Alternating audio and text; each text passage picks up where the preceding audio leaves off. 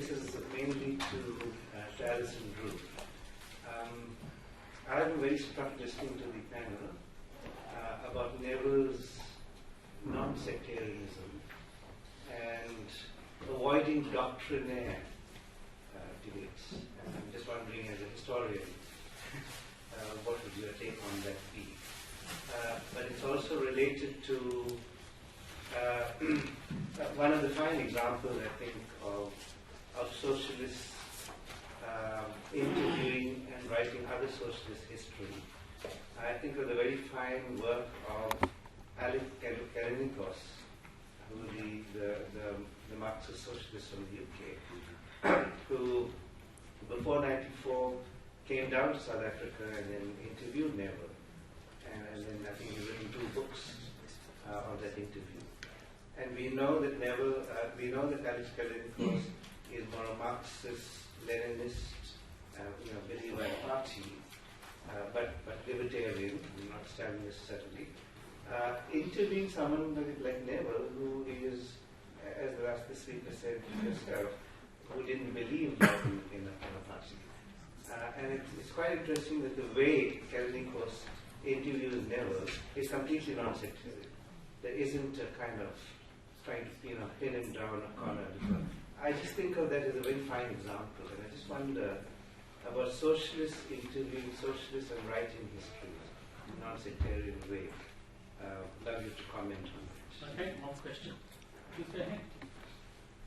Okay. Mike? Thank you very much. My question will go directly to anybody, but just to understand.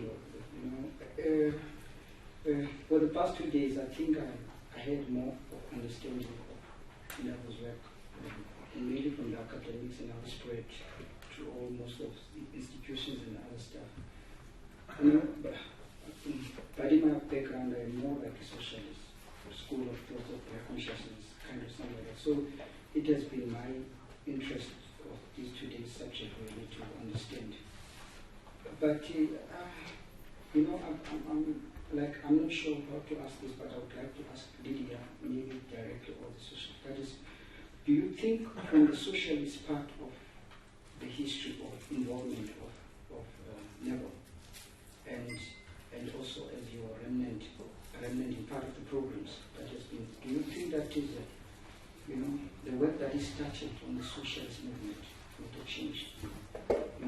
Did he win in a way, or maybe are you winning, or are there challenges?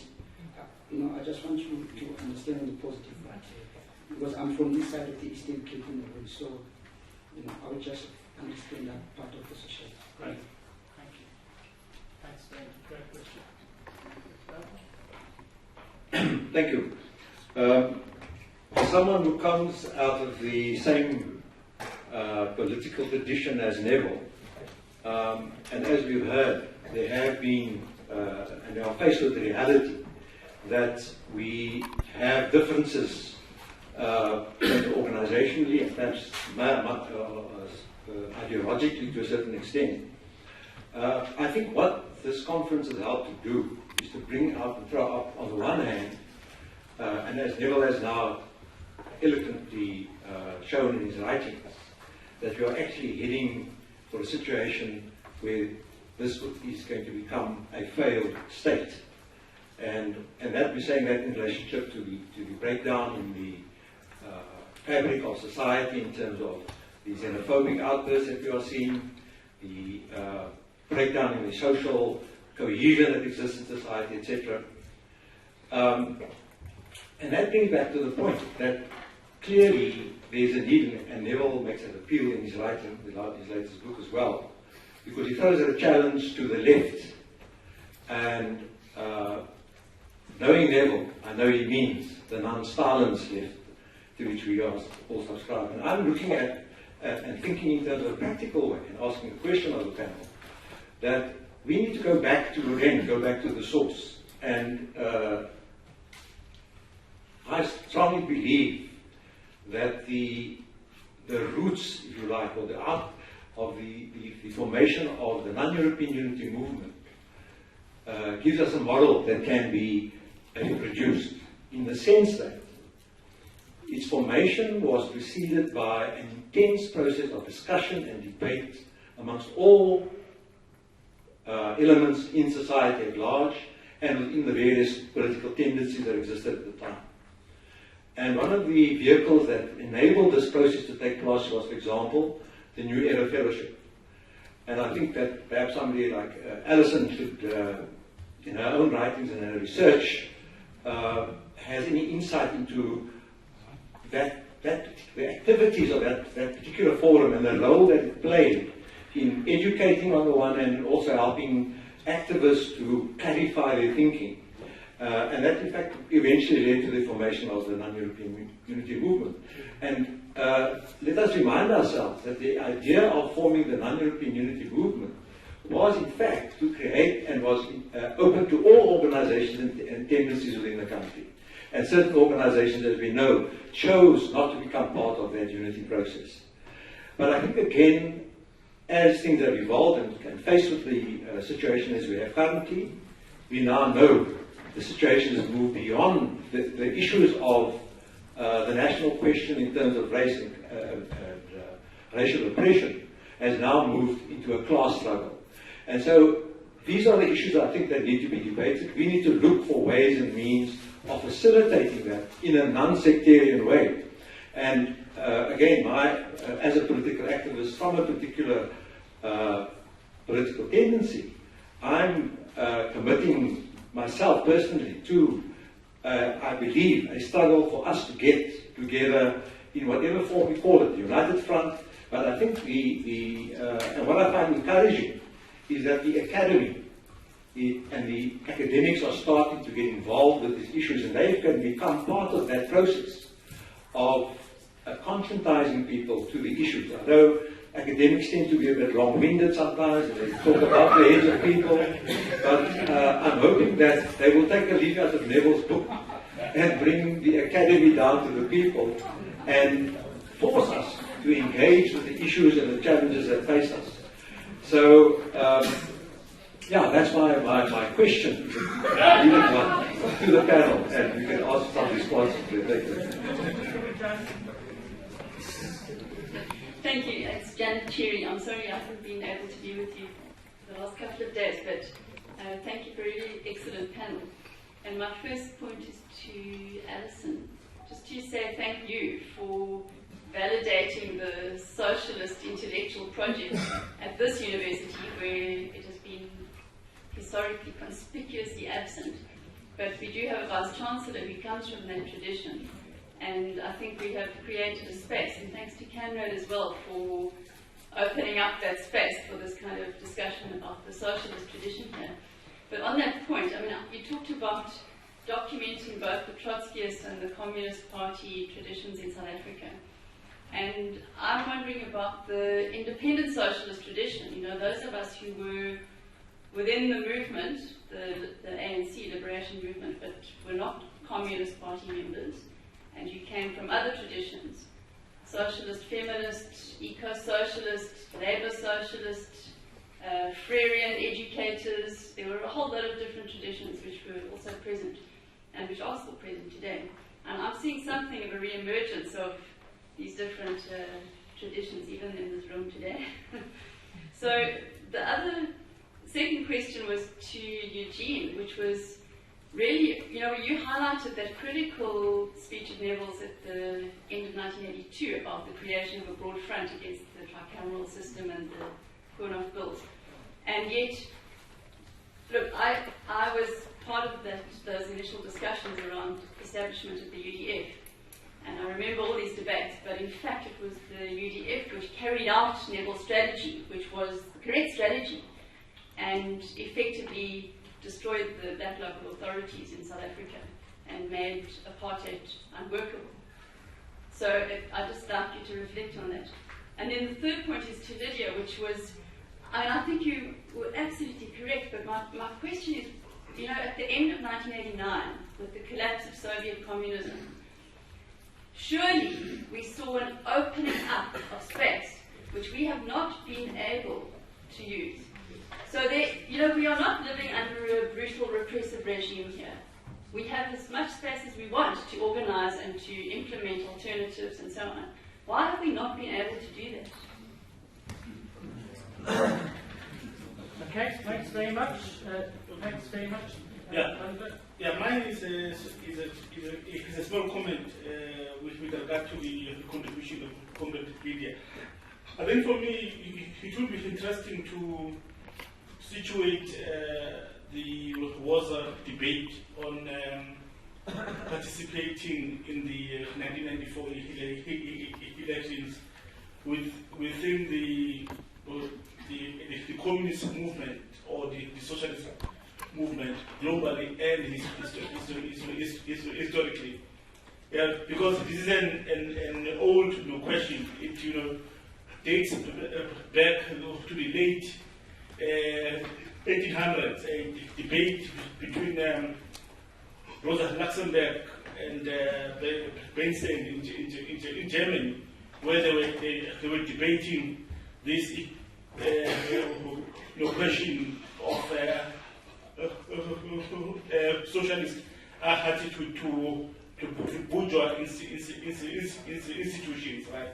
And then that debate also goes on, and it's debated within the Comintern, which was led by Lenin, and it's a debate then there between Bodiger and Lenin about the attitude to bourgeois institutions.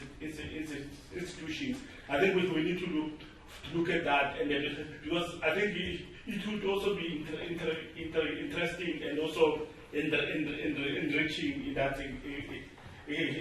that sense. I mean, because even today there's going to be elections in 2014, and this is still a debate among socialists about whether to participate or not to participate. Okay, colleagues. So the questions took about 15, 17 minutes. Okay, and so I'm a little concerned about our ability to be able to do justice to all of this. So before I give the floor back to the panel, I'm going to do this strange thing of rapidly moving around the room and giving you 10 seconds to say an issue. Okay? And to ask if there are people who quickly want to do that. 10 seconds. Issues, please. That have come up here. Let's hear. Quick, your 10 seconds are going. Okay, we're not the socialists, it's carried on from Dennis.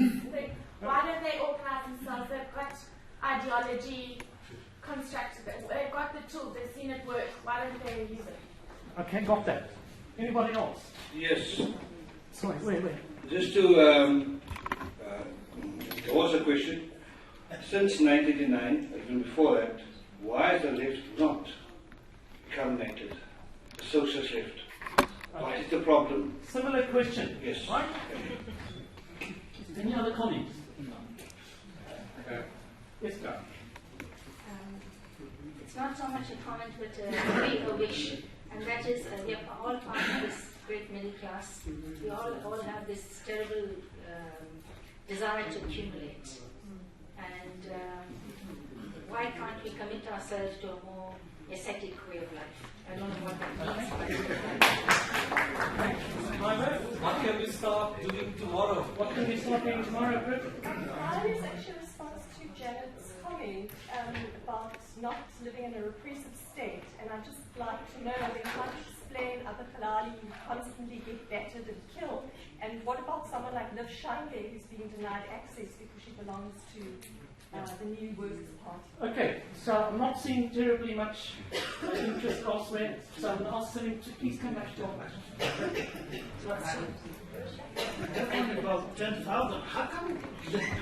How come they didn't have 10,000 people? Got it. Put your mic on. You spoke about the scene. That we can't get to the record from Gape years. Are people conscious of the way these things are? I know we did a little project and we went to go look at. We wouldn't gave me access to plot blocks, for instance. People consider that a lot of these records have been destroyed. So I'm thinking about it. So are you folks making a note of these questions? Did you have any ideas or views about the Left Democratic Front? Okay, colleagues, thanks. Thanks very much. So I'm going to give each of the panelists 3 minutes or so to respond. So there were direct questions. The first direct question was to you, Alison. Okay.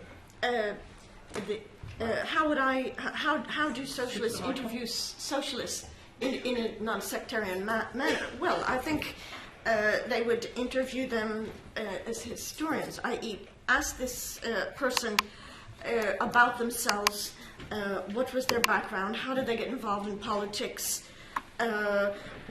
when they became involved, what were their political positions, how did those positions evolve, then ask oneself, what could those groups or people have done under the circumstances, and then what did they do? So, focus on who they were, how they became activists or radicalized, their actions, and how did their actions relate to their practice. Then the fellowship movement, the New Era Fellowship. Yes, in my work I have talked about that a little, but the barrier in that case is the lack of historical evidence. I've just not come across any archival evidence relating to the NEF and the other, very little, very, very, very little. And I've interviewed a few people, but their memories were very, very hazy at the time, because we were talking then about, in the NEF from the 1930s on. And so that's it. What you can write is limited by what your material is. And then, yes, when I was talking about presenting a view of communists and Trotskyists in a socialist movement, I did that deliberately because the socialist movement in South Africa has been so heavily divided by this communist Trotskyist division for particular reasons. But my work is very much of dealing with the first 2/3 of the 20th century in this case. And I agree I've also written on the syndicalists before the communists and the Trotskyists and so forth. But there's a great need to show these diverse strands of socialism and to try to weave them together and show how they relate to national liberation and other social struggles. Yeah. Okay, thanks. Eugene, you want to? Okay. Neville's proposal to United Front and how is it that the UDF basically won the day? I think I can answer that question in general, that there's a long history of the hegemonic practices of the ANC and allied organization SACP. So the UDF was very consciously an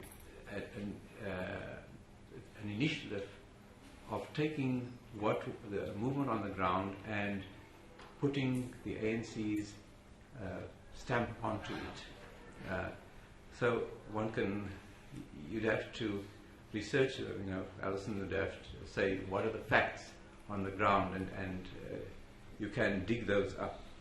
But when WOZA was formed, for example, our biggest enemies, and I use the word consciously, was the SACP, because they saw us as a rival in terms of our positioning as organizing workers under a consciously socialist project.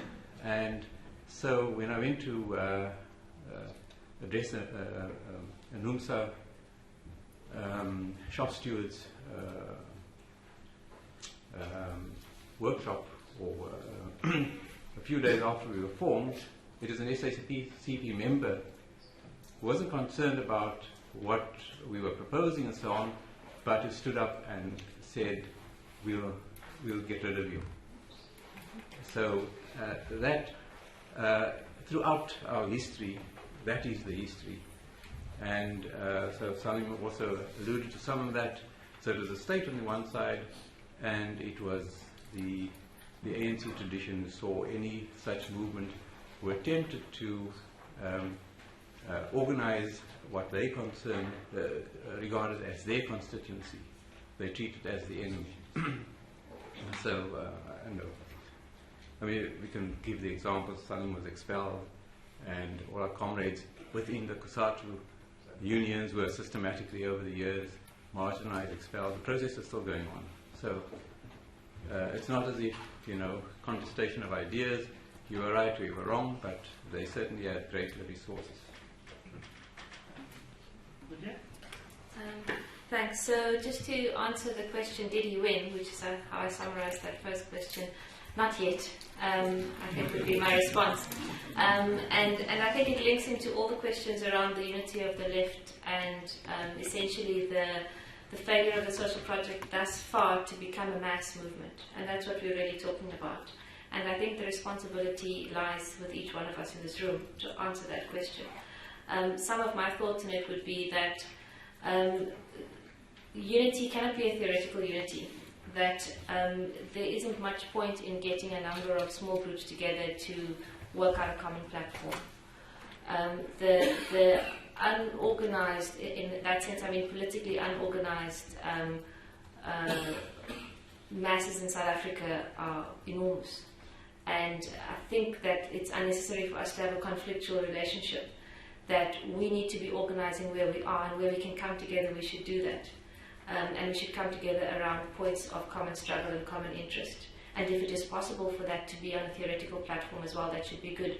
What I'm saying is we should not waste a lot of time and energy trying to agree on every dot and I and crossing every T together, but that we agree on the principle of the way that we work together. And for me, what's coming out more and more in my own thinking, and also listening to Neville in his latter years, is that the way that we work and organize has to change. We can no longer have small left groups having polemics amongst themselves. That we need to find a way to translate that politics out into practice. So I happen to be a doctor, so I happen to work in the health field, and that is where most of my political work is taking place now. At some point in time, I am sure we are going to have a political formation in this country speaking to the socialist project. It is not here now. The form of it, I cannot say. And it's an important thing for us as socialists to say, I do not know right now what form that will be. But each one of us needs to take that responsibility to work where we are, to speak to one another, and to continue the theoretical debates, so that we're no longer surprised by the actual numbers of people that support these ideas. No, but I mean, I just want to support the view that the politics of the sneer is a luxury we can't afford. The politics of scorn, that there are very important initiatives on the ground as we speak throughout the country. And I think learning from the past and not being dogmatic and purist, having a minimum anti-capitalist program which will link people who are struggling, who might not be Marxists or even socialists, but who are struggling against privatization for concrete gains right now, is something that is imperative. And like Lydia, I think there is a movement and there are attempts by people throughout the country, and we need to find ourselves amongst them and do what we can, because the struggle is not over. Absolutely. So thanks very much to our colleagues.